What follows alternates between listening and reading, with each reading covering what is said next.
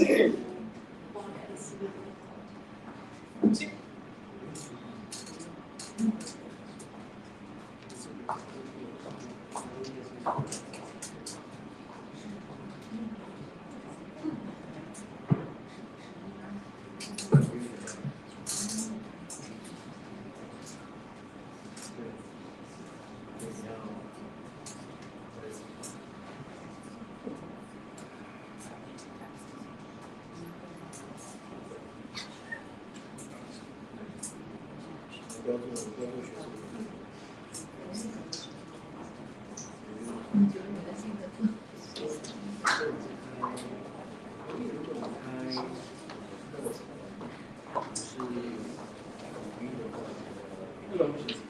Can you hear me without a microphone? Yes. Good afternoon, everyone. Welcome to the Embassy of Italy. My name is Danza. I'm the ambassador of Italy. Welcome you all. It's a pleasure to have you gather at the Sala Italia of our embassy for today's talk, Lives on Pointe. We're very pleased and grateful to have with us a young talented Italian dancer, Marco Carrera, alongside with an established equal, Mirna Camara, and the representative of Cadence Academy, Miss Chihiro Kuchida, who I pronounced correctly, artistic director and former professional dancer. Their presence together already speaks to one of the core values we wish to highlight today: dialogue, exchange, of course, and mutual inspiration across cultures and professional paths. Marco and Mirna have just concluded an intensive week of master classes at the Cadence Academy, and as an embassy, we're always glad to learn about and support initiatives like this, which foster meaningful professional and cultural exchange between Italy and Singapore. Dance and the arts in general thrive on these encounters, on the circulations of ideas, of techniques, and lived experience that enrich both artists and institutions. This embassy in particular is actively committed to promoting artistic collaborations in Singapore. Last year we supported a 2-week collaboration between the Italian company Modus Danza and La Salle College of the Arts. This year, for the 3rd consecutive year, we're supporting the artistic residence of 2 Italian choreographers, Ginevra Vanzetti and Enrico Piccolo, who will come to Singapore to create a new work in collaboration with the DHE Dance Company. In addition, we will support the participation of Professor Roberto Altamura and 2 Italian students at Dance Studio International Dance Week 2026. Therefore, we are especially pleased to contribute today by presenting an initiative also on ballet, thanks to the presence of the young talent Marco Carrera and his collaboration with the Cadence Academy. Today's talks offer an opportunity to explore the personal journeys of these artists, to reflect on the challenges they have faced, and to share insights, hopefully, into life within the demanding world of ballet. I see in the audience many young dancers, welcome, and students, and I sincerely hope that this discussion will be inspiring and useful for you in navigating the multiple human dimensions of this complex art form. At the same time, today's conversation will touch upon broader challenges. Ballet, as part of the wider dance sector, is going through a complex period of transition, while it continues to cherish a classical repertoire loved by audiences globally and to train remarkable talents. It is also confronted with economic pressures and with the need to constantly reinvent itself in order to remain relevant in a rapidly changing world. This moment, often described as a cultural and artistic crisis, calls for reflection, openness, and, most importantly, collaboration. In this context, I firmly believe that maintaining strong cultural ties and creating opportunities for professional exchange is more important than ever. They allow us not only to support artists, but also to nurture a shared cultural ecosystem in which tradition and innovation can coexist. I would like to thank Cadence Academy for the fruitful cooperation and our speakers for genuinely sharing their time, experience, and perspective with us this evening. I wish you all an engaging and inspiring discussion. Unfortunately, I will not be able to attend until the end due to other commitments, but I will leave the conversation into the capable hands of our visionary cultural attaché, Ilaria Petrovati, who will moderate the talk. Thank you very much.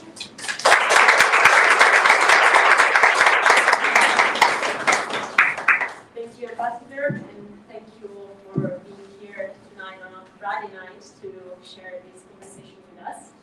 So we will touch on many different things. I'm still not sure about all of them because we will just play by ear and be natural following the flow of the conversation. But to start, I would like to invite speakers on stage, Marco Guerrer, Mirna Camera, and Ms. Lucida.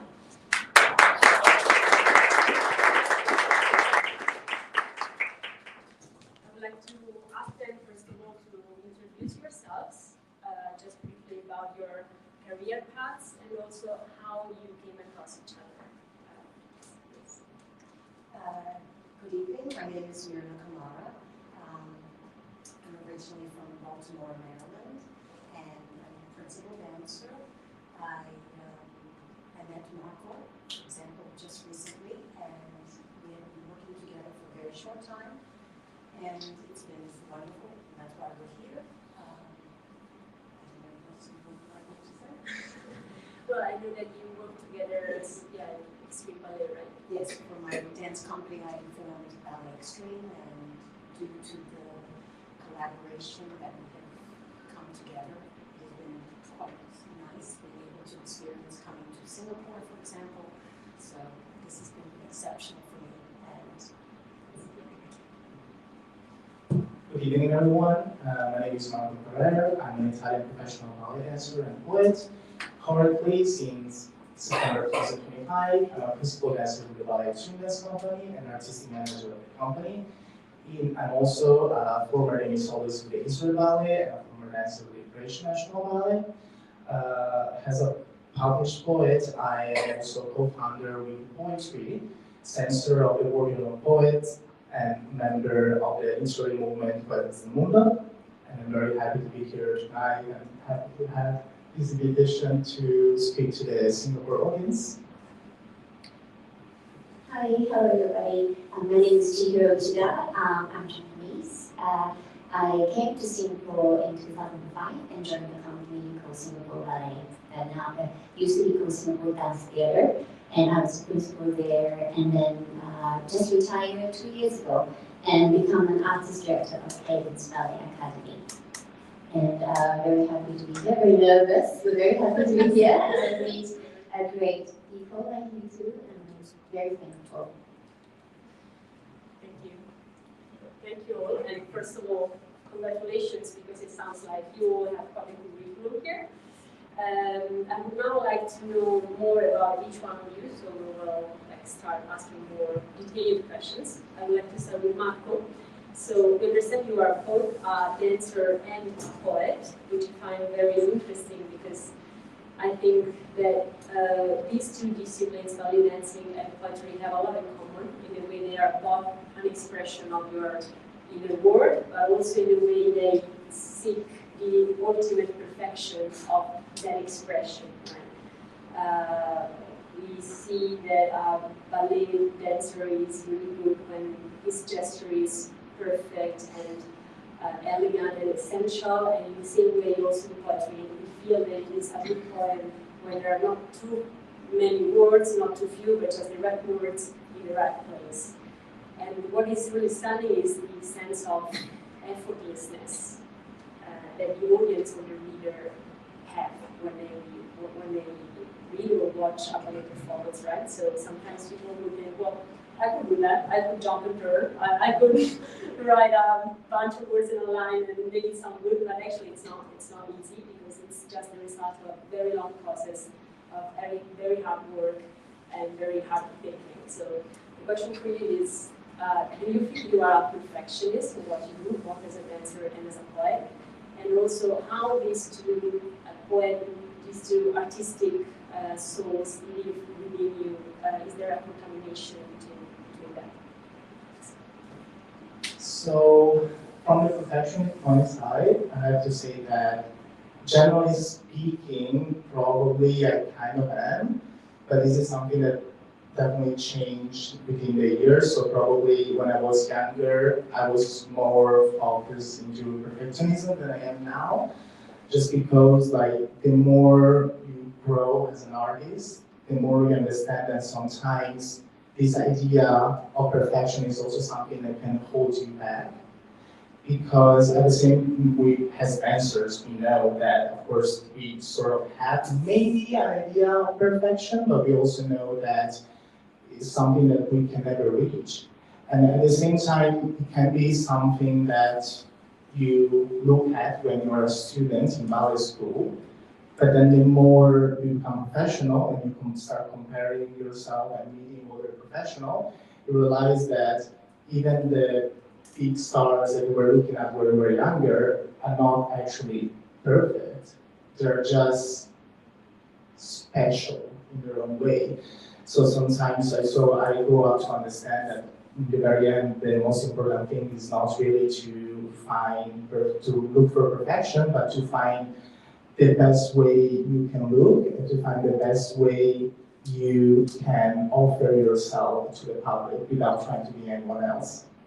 And this is kind of the same to poetry actually, because I think the idea of poetry changed a lot during the years. Of course, like we modern poets don't write anymore, as Danza did in the past. Maybe at that time, so during the Middle Age, there was more this idea of poetry that needed to kind of sort of like perfection. Petrarch itself was trying to find the perfect language, but also this is also probably because at that time a lot of them were also writing in Latin. But then since probably the Barbie Revolution, so then we also lost the metric of poetry. And so I think from that point, poetry started to be more about finding the best way to express your emotions, the best words to do it, and instead of finding the perfect metric, it's more about to find the musicality in the word that needs to match the feeling that you want to portray. And definitely, I also think, of course, that there's a big relationship between poetry and ballet, but especially between poetry and literature, because of course, like, since probably the 19th century, ballet has been very much inspired by literature. A lot of the biggest ballet that we still do nowadays are actually just like the literature being portrayed through the ballet languages, because we can think about, for example, Le Corsaire. Le Corsaire was a novel, and these things happen especially with the choreographers of the 20th century, like Sir Macmillan, he did a lot of that with Romeo and Juliet, with Manon, and then even later we had choreographers such as John Neymar and John Franco, so we had Namo Camellia, we had Miegin, and these all come from very deep pieces of modern and ancient literature. So there's always been this relationship. And personally, I also think that there is a lot in common in the way of the poetry and ballet is created. I'm also talking about the choreography point of view, because basically it's a very similar process, because when I try to write poetry, when I write my poems, basically I need to give a form to an idea using letters, words, and basically the vibration that come from the pronunciation of these words. And when I'm creating a ballet or a piece, because I'm also a choreographer, I'm basically doing the same thing, just I'm not using words and letters, I'm using bodies and movements. Thank you, very exhaustive. So I see that here you wrote your new book, correct? Yes, this is the last book. Yes, this is actually the re-edition of my second book. If I'm not wrong, it came out 1.5 years ago. And actually very soon, hopefully between March and April, the new one will come out, which actually will be a full English production. But yes, this book is entitled More in Italian, so Strange Love in English. And it actually is a collection of poems written in English, well, mostly Italian, but also English, French, Spanish, and Russian. I would say I wrote these poems mostly between 2019 and 2022. And mostly during COVID, yes. And mostly during all my period in Amsterdam, so my last year of ballet education, and my first half year in Israel, so my first time as a professional. And this is actually a collection that is divided into chapters, because basically through these poems, what I want the reader to do is like a philosophical journey among the emotion that is love. So the first chapter, which is called The 17 Rose, is 14 poems, and through each of them, we kind of go analyzing the different process and the different chapter of a standard common love story between two people. And then with the second chapter, which is called The Desert of the Heart, each poem basically is trying to express a different way that love can be expressed and defined during our life, because we know that there is different forms that love can present itself with. So talking about different kind of loves, how did you first meet the love for ballet? But I want you to tell the story. No, that's a very interesting story. People are always interested in that one. So basically, at first I was kind of like basically it's life that forced myself into ballet, because when I was 1 year old, my body caught an unknown virus that even if I survived, basically caused a severe problem to my hips and my joints. So for the doctors at the hospital, there was basically no chance that I could actually even walk normally as a grown person. I don't know, like my parents were really worried, so they really tried to find another solution, and luckily they encountered this osteopath that started to, help me with his therapy. And so slowly started walking again. And when I was 4 years old, he suggested my parents to take me to ballet class in way to help also the therapy he was doing. And so at first, for me, it was medical reason. And definitely it was not love at first sight. And I think there is many reasons possibly for that, but probably because, when you're little, ballet can be itself boring, because when you just started doing bar and you do 10 using 8 counts, that's boring. That would be boring even now. And also probably because I had this problem with my body, also ballet was very, very hard for me at the beginning, so also this didn't help. But then the more I did it, probably when I was around 11, I really started falling in love with this ability ballet gave me to live other people's lives when I was on stage. And so then when I was 14, I think I took the decision to take it to the professional side. Thank you. So I find this story very inspirational in the way that it really demonstrates you how you can never know in your life when something is going to be positive or negative for you. Like even when something like an illness that could be considered utterly negative happens to you, it actually could be instrumental to lead you to meet your destiny, your diamond, whatever you want to call it. Yeah. So now shifting to Nirna. I would like to ask you a similar question. So how did you first approach ballet? How old were you? And also, when was it that you understood that you would dedicate your entire life to ballet? So actually, I started ballet at 4 years old. I was in a local school, regular school in Baltimore, Maryland.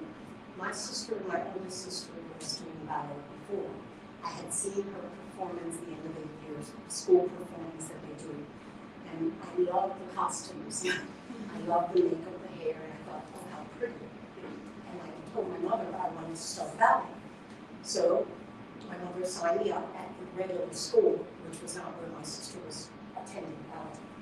And after that, I started going to the school that my sister went to. So I started doing performances at the end of the year as well, and really started to like that. I was also, in fact, a gymnast, so I competed. So I had the body of the gymnast, I had the flips, I had the jump, the height. So it was also a nice combination of things. So at one point, when I was in ballet school, her name was Ellen Ganaya, her school, and they did the end of the year performance, and I had a role where I got to do back handsprings on the stage in the ballet, and I thought, wow, this is great. So there you go, it's like a combination. You're doing ballet and gymnastics, because she knew I could do it, so I didn't hit my head, thank God, and I did it. And I kept going. I studied with her for a while. At one point, I moved to another teacher. Her name was Peggy Lynn, and she was a little bit more into the New York scene. And she thought that I had the talent at one point that my mother should take me to New York to audition for the School of American Ballet, which is the affiliated school of the New York City Ballet. So at one point, I went to New York, I went to School of American Ballet to audition, and it was actually a private audition by accident because we were late signing up.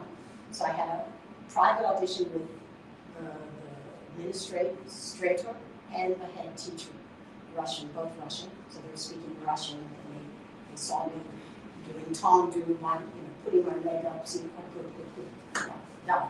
sure. But, of course I didn't understand it, but it was good enough. Okay, I saw a smile there, so it looked convincing. So I got into the summer course at the School of American Ballet. I don't remember, I'm not good at age, and maybe it was like I was 12, going on 13.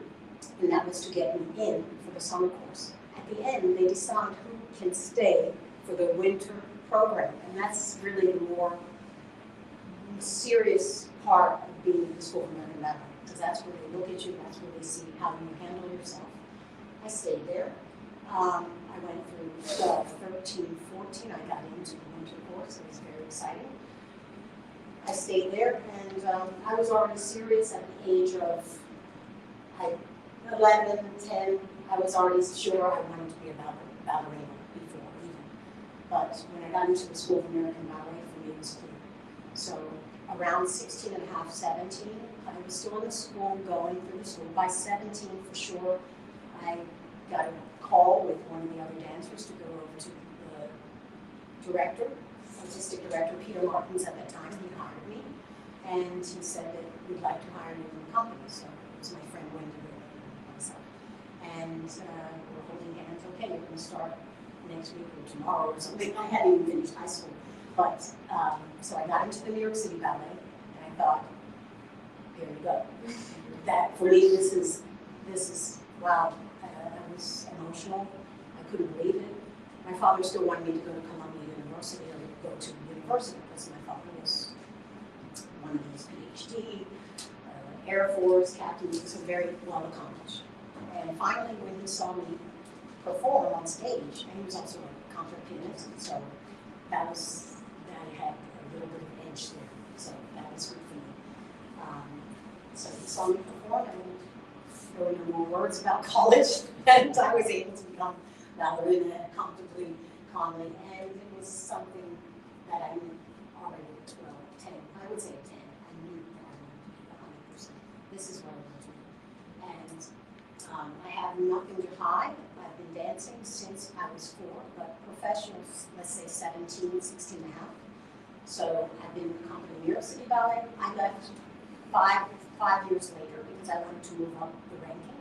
I didn't want to sit in a pond and be in the back, and I thought I could do it because I was a hard worker. I'm still a hard worker. I love what I do, so I give 100% to what I do, teaching ballet.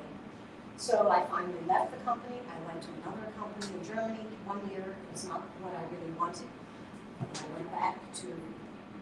went to Miami City Ballet when I was a principal there. Then I ended up being in Lausanne in Béjar, in Ballet Béjar. And then I had a lot of different company experience. So this was something very good for me. But I was also guesting, so I was doing international guesting. I worked as a guest artist all over, especially in Italy. La Scala, I waited for over 21 years as a principal figure. And so I got to meet a lot of different audiences, people, Zeffirelli, Franco Zeffirelli, Vasiliev. I worked in La Scala with Roberto Boy, so I got to really have the chance to meet the people that really were inspiring to me and how they worked. So I've been very fortunate, and still I'm dancing at this day. I'm actually 59 years old, still dancing on Pointe. I'm dancing a lot now with Marco. He's done a beautiful good with us, for us, and we will be doing it tomorrow. Is it? Set Sunday. We will be performing it Sunday. It's and it's quite an honor to be able to exchange cultures and to exchange, ideas and styles. Where are you going to perform? We're going to be performing at the Cadence Academy, and we have done also a choreography. Mostly Marco did the choreography. I was engaged with other work, so he took over the reins, and he's very good at that, which is wonderful for me because we work very well together, and that's very important when you're working, collaborating with others. You have to have a good balance. And is it open to public or just for the Cadence students? It's not open to the public. It's more for the students. Students. And Vite, just out of curiosity, your sister who initiated all of this, what is she doing now? Okay, sorry, I have been a bit lower on the microphone person. But anyway, well, I don't want to go too far on that. It's very, no, she's not in good state right now. So she's in New York, but an incident happened 2 years ago. So it was brain aneurysm. So yeah, so I'm still hoping. So it's no problem. Yeah. No, I think of her every day. She's keeping me very strong, thank God. Yeah. Yes, she's keeping me, and being around people, being open to discuss with other people, it helps me, a lot. So, yeah, this is a challenge for me. If we want to talk about challenges, this would be a challenge because she's in a non-coma for 2 years. It happened on September 11th, and the only thing I do is call every day. I got to see her last year after I had a series of 6-month performances, but I know she's there, and hopefully she'll wake up, and her strength is keeping me here. So that's a positive sign, right? Sorry, so it's open to the public, is my mistake. So that it works. So if anybody's interested, That's showcases, yes. Yes. 10:30 to 12. 9 to 10. 9 to 10. I don't want to be there anymore. All right. So talking about challenges, I also have maybe a bit of authority questions to ask you, but feel free to answer them if you like.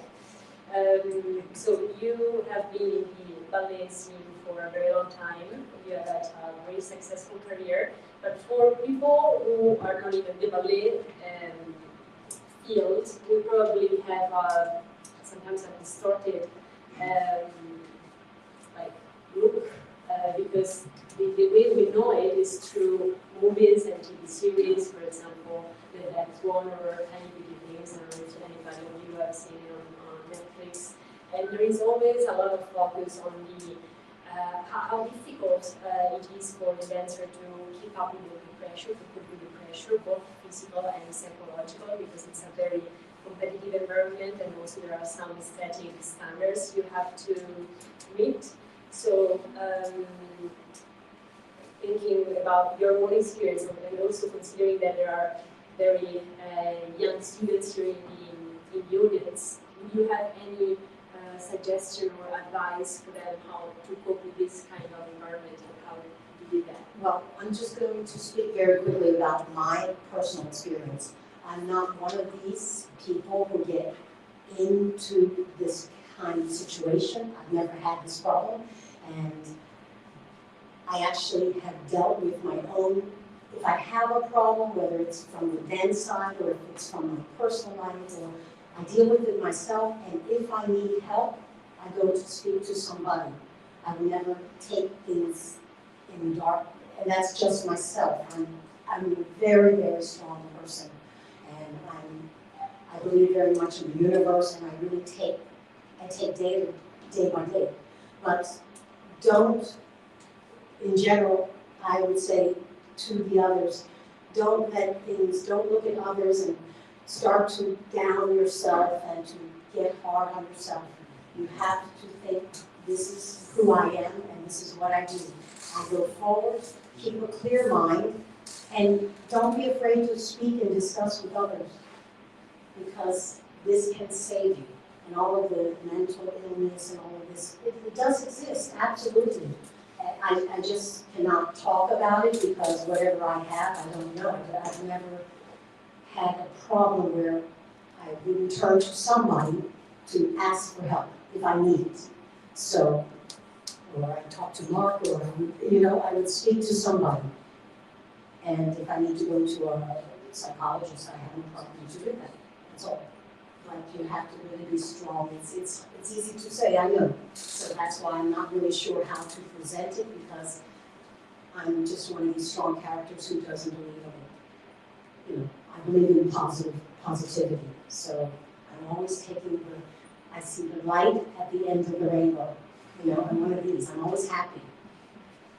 And if there's problems, like I was just explaining, that I have my sister.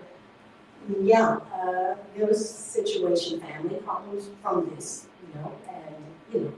but I have to take it and say, okay, I can only do what I can do, right? And there's nothing more that I can do. So. Thank you. So now, changing topic and changing speaker, I would like to ask Ms. Chihiro to talk a little bit about the challenges that she is facing today as the artistic director of ballet dance school.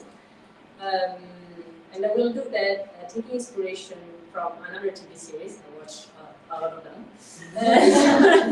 It's called Étoile. I don't know if Oh, that's a very good one. Yes. Yes, you like it? I You like it. Yeah, it's on television. Yeah. So for the ones who don't know it, it's about two ballet schools, one in New York and one in Paris, who are facing some economic crisis because the ballet market has changed, like a lot of all the artistic fields in general. So their idea to deal with this crisis is to do a talent exchange. So the Étoile from the New York company will go to the Paris institution and vice versa. And this was the idea to renovate a bit the ballet scene in their cities. And I think that this is very interesting because it brings up at least two issues. One is the crisis that modern ballet is facing nowadays, and also how the international exchange could be a solution.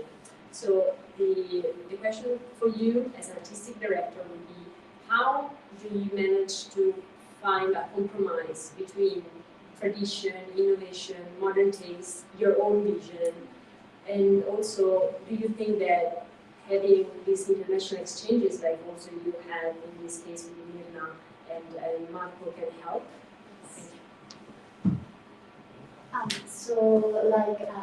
Ballet is evolving, like how it started in Italy as an as a court dance, and spread to Russia and France, and then it became the tradition of ballet, with works like Swan Lake and Sleeping Beauty, and then the gymnasts like Ballerine made a huge change in the ballet world with speed and minimalism and more like athletic movements, and then now the contemporary modern dance. So it's definitely evolving and it's quite mesmerizing, and I think it's good that how the world is changing, also ballet needs to change, but its roots and the foundation remains the same and then stay constant. So at Cadence Academy, Ballet Academy, we really encourage and then let our students learn the foundation of ballet with, so teach the foundation of ballet and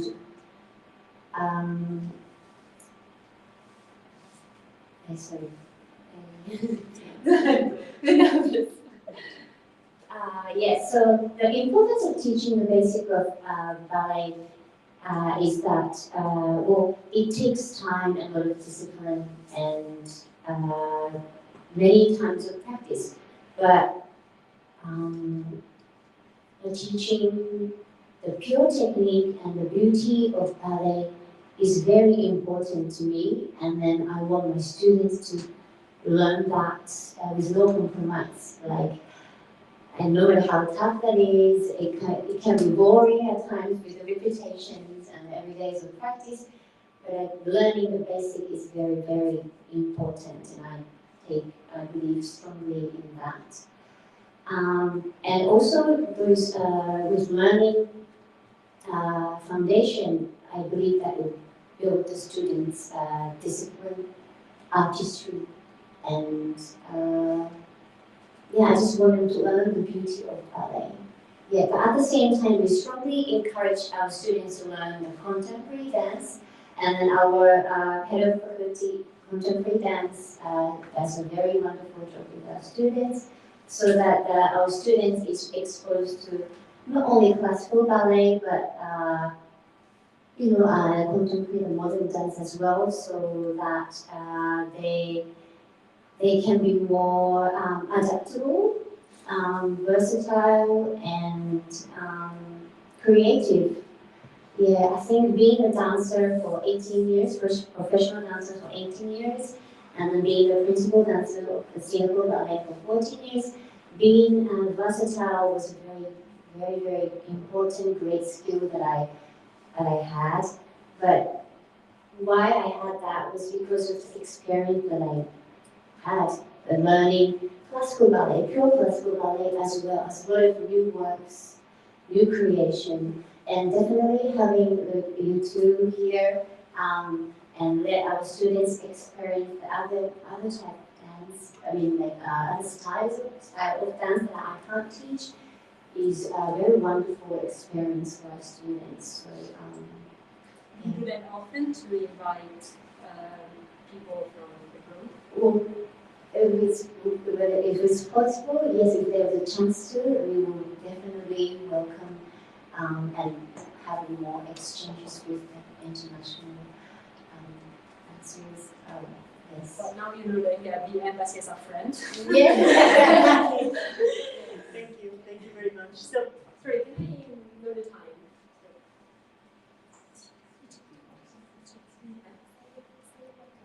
Okay, so we still have around 15 minutes, so I would like to open the floor to the questions maybe from the public. If any, yes? My question is about creativity. I would like to know from you guys, what's the main source of new ideas when you need to create something that goes on stage? And if you have an example of some of your latest works that can explain even further.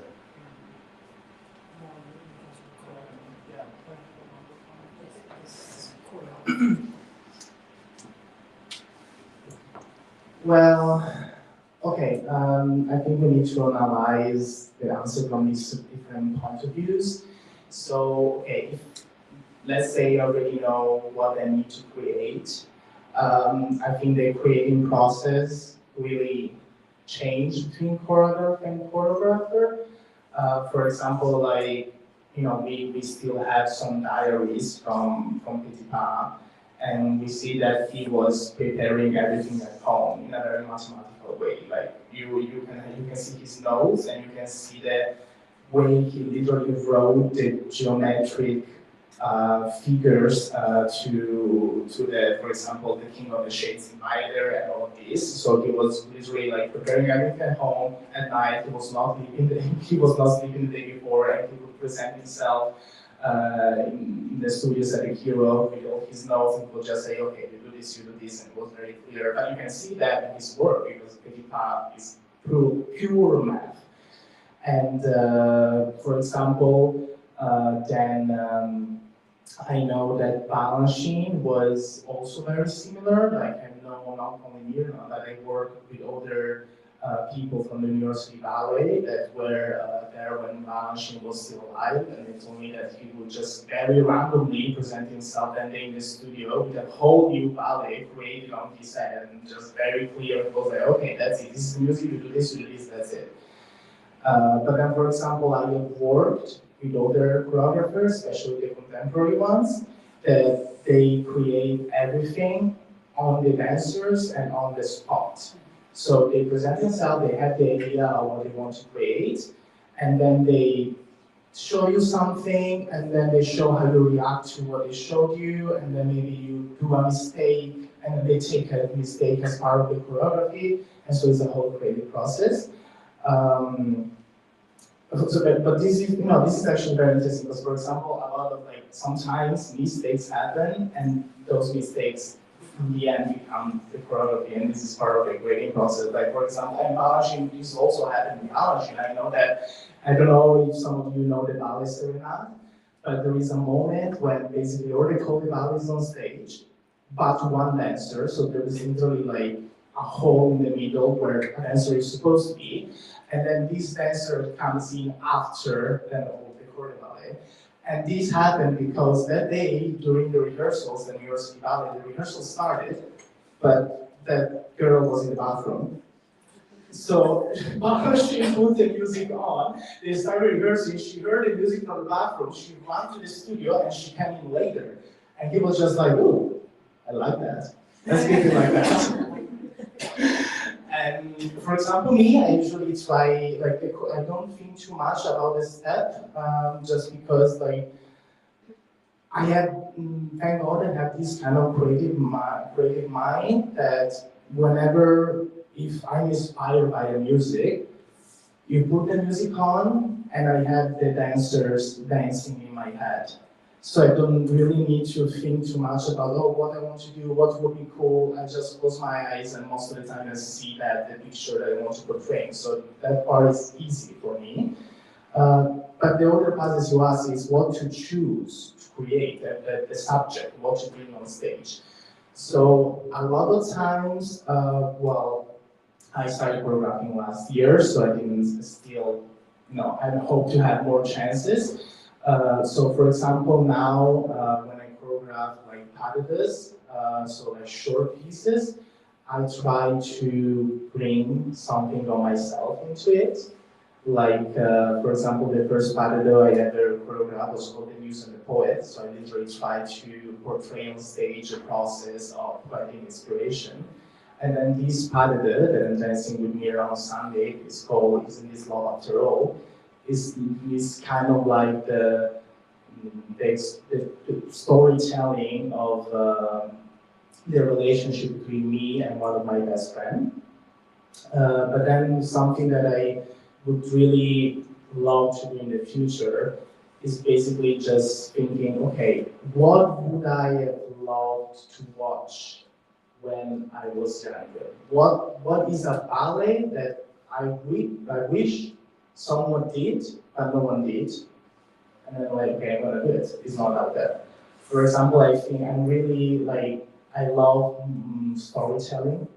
And I think there is a lot of books, a lot of novels that should totally be a ballet and are not a ballet yet.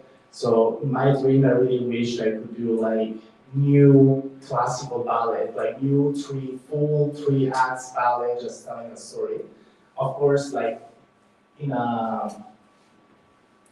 new classical way, because of course it makes no sense to like choreograph classical ballet but keep it a bit aside. Like you like still want to like, you know, like other choreographers did, like Nuria did, like Ashton did, you know, they kept the classical language, but they added something of themselves and they modernize it a little bit, still staying in the standard. So we would love to do that.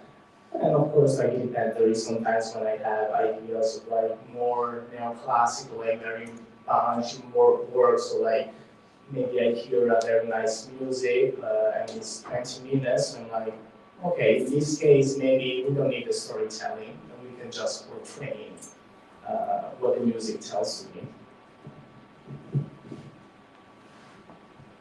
Out of curiosity, which one story that you mentioned that would be nice to have facilities in ballet? Oh, Protagonista. Absolutely. I think Protagonista from Mazzoni would be the perfect 3-act ballet. You have everything in there. It's a super typical ballet story, and there is also a lot of influences because we know like the Protagonista story is a novel that basically it happens in Italy, where that part of Italy is colonized by Spanish people. So there is also a lot of chances to put character dance, as you know, in ballet, for example. You have the wedding in the end, so you can have the full divertissement of the typical third act. Although, yeah, there is of course, there is like the two main characters that love each other, but then there is the sort of enemy. So they're trying not to make them together. It's basically a simple ballet story, but had a lot of details to it that could enrich the ballet so much. Plus, I think it's almost a shame that there is such a big piece of Italian literature and we don't have a ballet for it. I mean, we have a ballet for La Traviata, why don't we have a ballet for? Yeah, exactly. Most of the opera comes from that, but we don't still have it in Mrs. Pozzi. That's not good. It's weird. Any other questions? Do you see AI impacting your work in the future? Sorry. Do you see artificial intelligence impacting your work in any way in the future? Not particularly, because I think luckily ballet is an art that, you know, it has to be done with physical real bodies, so I really doubt that we can be substituted in any way. Maybe it can help in a certain way the choreographic process, because, you know, for example, you know, when you make a choreography, if you want to choreograph full ballet, it's not just finding the music, having the story, you need to really find, because for example, like, let's take it from Mrs. Pozzi, for example. It's like a super giant book.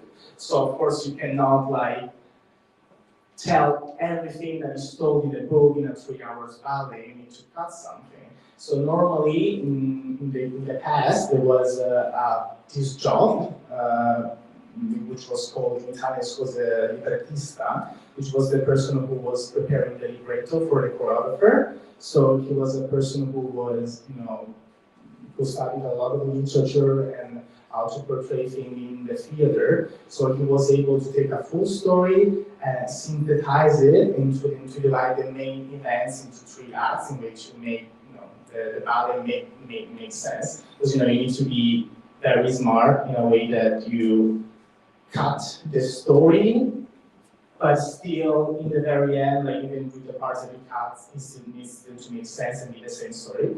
So maybe AI could do that. So it's a little bit less work. So maybe you could ask, hey, can you please divide me this book in a 3 acts ballet? That would be helpful. Yes. How about data science? I know data science impacts sports a lot. I don't know whether it has any impact on your performance. Data science, I mean, maybe, not something that concern our job. Because I don't think like an artistic director, an artistic man, I mean, a choreographer or a ballet dancer can be, you know, I don't think data science is something they would use. But maybe certain jobs that are still like the person that work in the theater, like the general director, people that are more in the administrative side, maybe it would help them to evaluate a better way to like call more people in the theater, you know. Maybe you need to choose the ballet in the season, and you know, like maybe the artistic director has a certain view for the company and for the theater because he would like to do this kind of ballet and for, you know, whatever is his reason. But then at the same time, even if the season is amazing but you don't sell tickets, that's a problem. So maybe somehow as data analysis could help understand a little bit more what the audience would love to see in the theater, and so you have a bit higher percentage of having a full book house every day. Because I think sometimes, like, because you know the artistic director of a company is always, most of the times, thank God, is always someone that was a ballet dancer and that knows about ballet. It's hard for them. It's hard for us to understand the point of view of someone who is not familiar with ballet. And most of the times, you know, the audience is not a ballet, is not made of ballet people. And so you always need to remember that the season that you're creating for a company is not just for ballet dancers, most of the time it's for regular people, so you also need to understand what they're looking for and what they want to see on stage. So maybe the analysis could help on that. From your observation, what is the trend of ballet in Europe?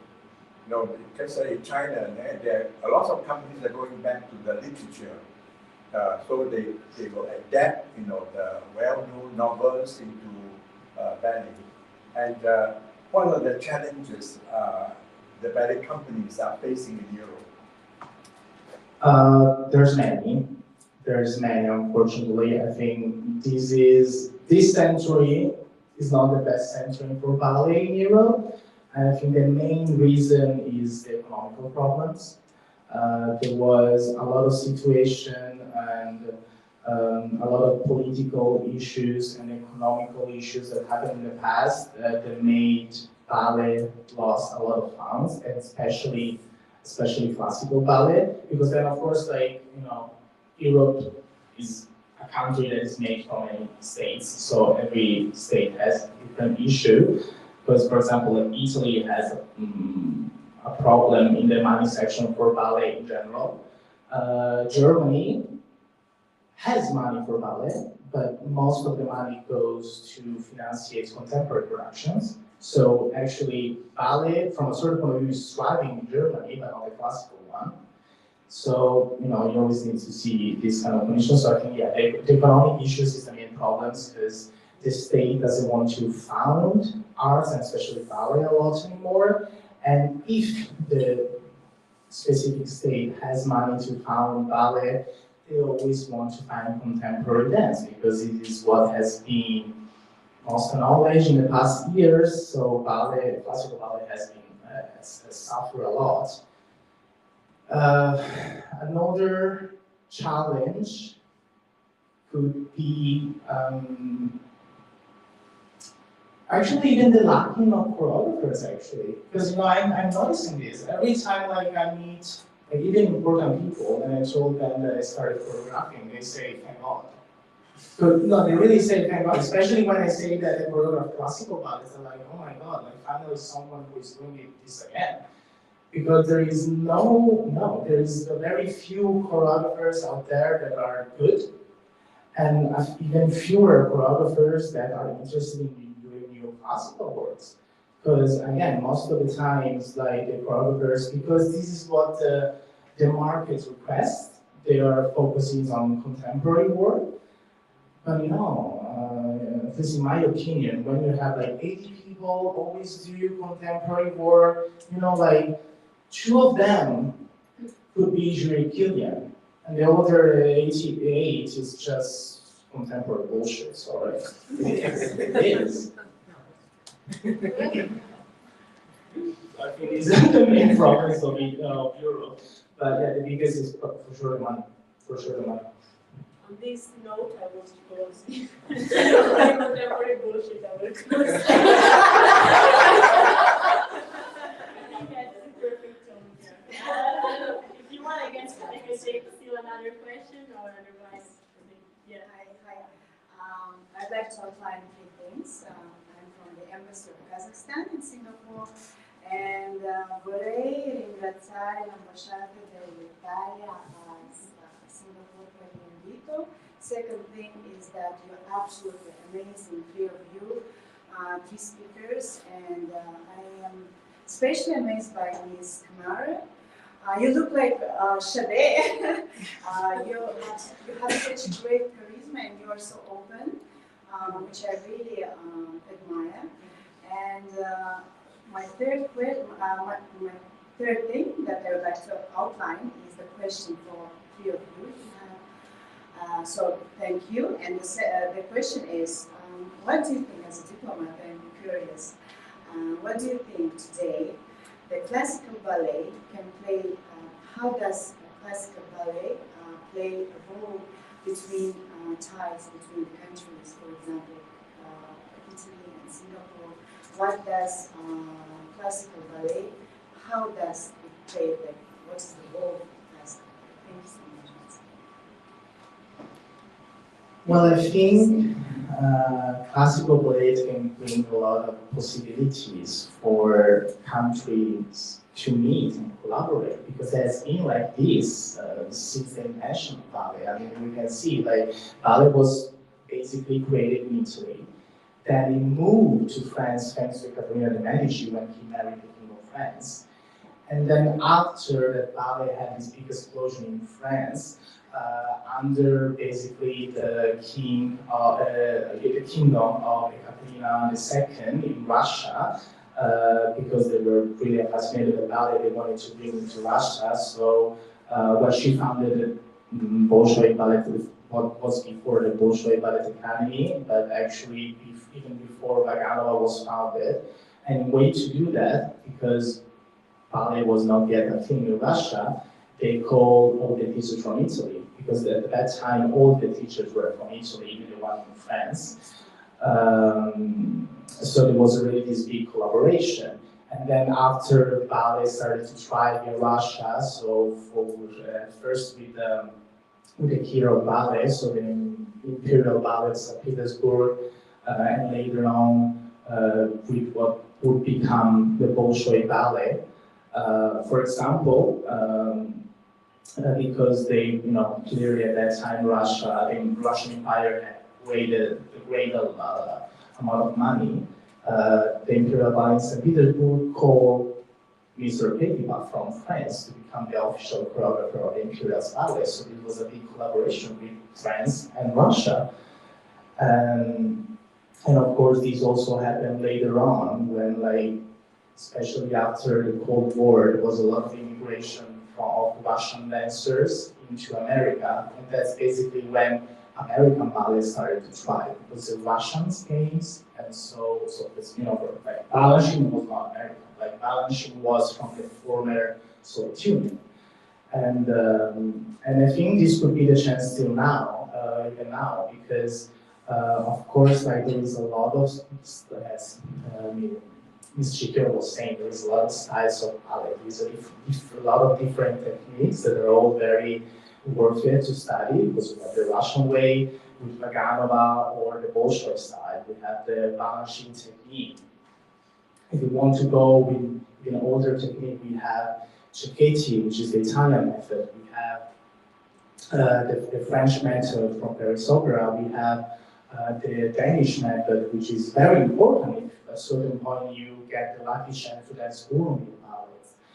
And so that's why I think nations should collaborate with to spread this knowledge, and especially in Southeast Asia, because ballet in Asia has been rising up a lot, especially in the past 30 years. Because of course, like ballet is something that was born in the West, so especially this part of Asia didn't get in contact with it till at the beginning of the 20th century. But it really thrived slowly. The more the Southeast Asia was becoming an economic power, then of course, basically it's always like this. Like something that happens in the political world, it always reflects in the ballet world. And so, as much as a country is thriving in culture, education, and economical resources, the more ballet also thrives. And this is Southern Asia now. And that's why, for example, we see the rising of the first big national ballet company in Asia in the end of the 20th century. For example, we have National Ballet of China in 1959. We have Hong Kong Ballet in 1979. We have Singapore Ballet in 1988. And since then, they have been growing a lot. Hong Kong Ballet, for example, now is literally considered one of the best top companies in the world. And even now, until, like I've seen, like when I was legal, like when I was like 8, for example, so 2008, still probably no one didn't really know in the West, for example, about Hong Kong Ballet. So no one would even, think about dancing there or something. Now, so literally just like 15 years later, if you try to audition for Hong Kong Ballet, you would have to audition with other 15,000 dancers. Because now even people from the West are trying to get a job in Asia. So you can see how in 20 years the situation has completely changed. And I think it has still a lot of possibility to grow. Yeah. Which is great. Very exhaustive, yeah. Yeah, thank you. I like everything. Yeah. With all the dates. Okay,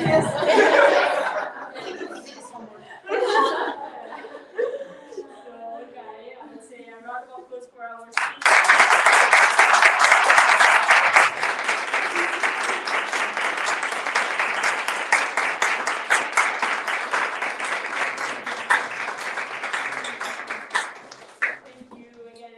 For being here, and have a good night, have a good weekend, and if you have time, please go to the show to Talento tomorrow, right?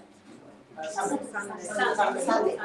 Yes, if you have any question, you can just email the school and they will ask you. I will send you all my details. Thank you. Really, we can take a picture. Oh, absolutely. Really? Nicola, puoi chiudere.